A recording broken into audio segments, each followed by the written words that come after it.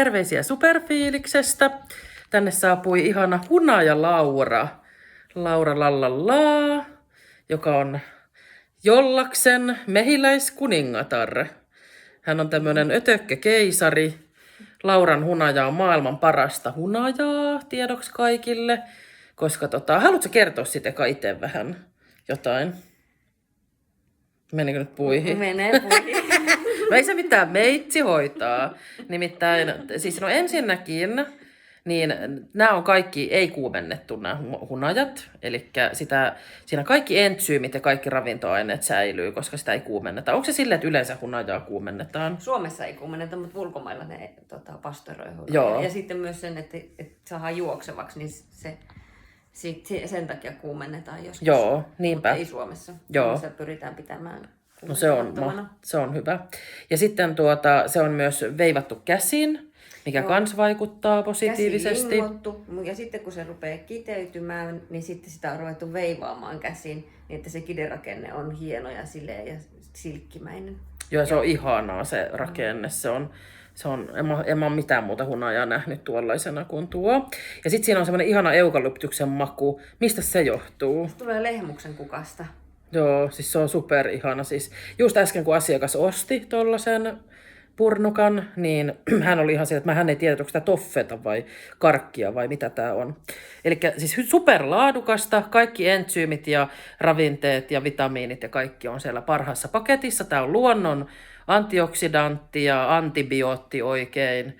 Ihan niin kuin kiinalainen lääketiedekin liputtaa, että se on hyvin parantavaa hunaja. Ja sitten, koska kaikista tärkeintä on se, että tämä on siis tämmöinen örkkikeisari, tämä nainen, että tämä laulaa niille tuutulauluja niille mehiläisille ja hän rakastaa niitä ja pitää niistä hyvää huolta ja ne ovat siellä Lauran omassa pihassa Jollaksessa ja mitäs muuta sä voit kertoa niistä?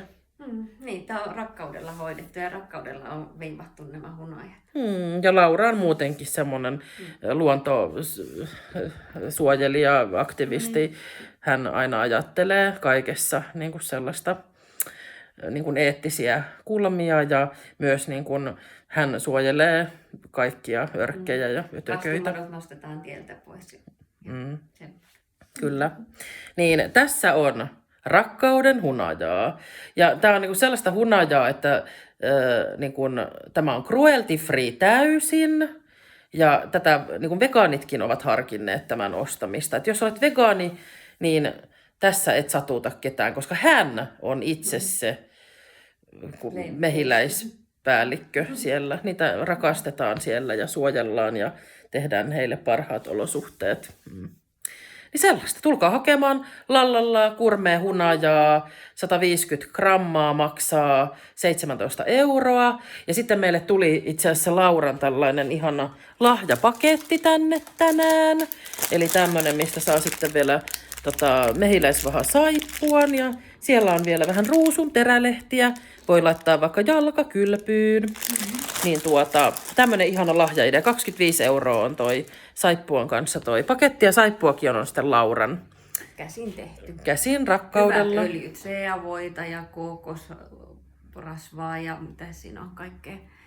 Kaakaovoita ja kookosöljyä ja mitä täytyy runtata. Joo. Mitä kaikkea vaan sinne laitan. Ja nyt mulle silmällä. No, otetaan rillit, kato. Tääkin on muuten Lauran tekele tää kukkapanta.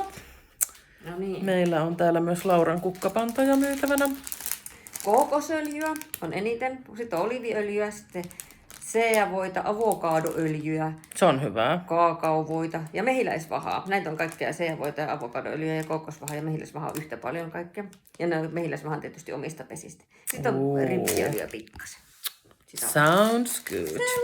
Tulkaa hakemaan ihanat. Ja hoitava. Tulkaa hakemaan kurmea hunajaa ja saippua. Ja tosiaan voi käyttää niin kuin, hunajaa voi käyttää, ei sitä kannata tuhlata edes välttämättä teehen. Ja sitten se kuumakin vähän niin kuin tuhoaa niitä entsyymejä.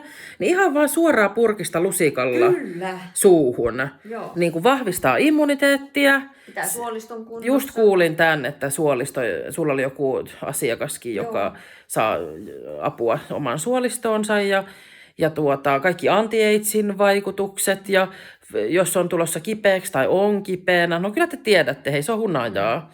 Me ollaan hunajakansaa, niin tässä on purkitettuna kyllä maailman parasta hunajaa. En mä tiedä mitään sellaista luontohippiäistä kuin hän. Ja me ollaan muuten kehittelemässä örkkiretriittiä Lauran kanssa. Siis ei örkki, vaan siis ötökkä. Ei örkkejä, mutta örkit tai ötökät, meille kelpaa kaikki. Niin me mennään, Laura muutenkin tekee, meidän nettisivuille tulee kohta tietoa Lauran jutuista, että hän on tämmöinen luontoihminen, niin hän alkaa tarjoamaan tällaisia palveluita. Me tehdään jotain yhdessä, mutta sitten Laura myös tekee yksinkin. Niin Laura on sellainen tyyppi, että hänen kannattaa tutustua. Hän parantaa sielun ja saa sinut näkemään ötökätkin eri tavoin. Mutta hei, ihanaa päivää teille kaikille ja tulkaahan soppailemaan superfiiliksen lallalla kurmehunajaa. Näin.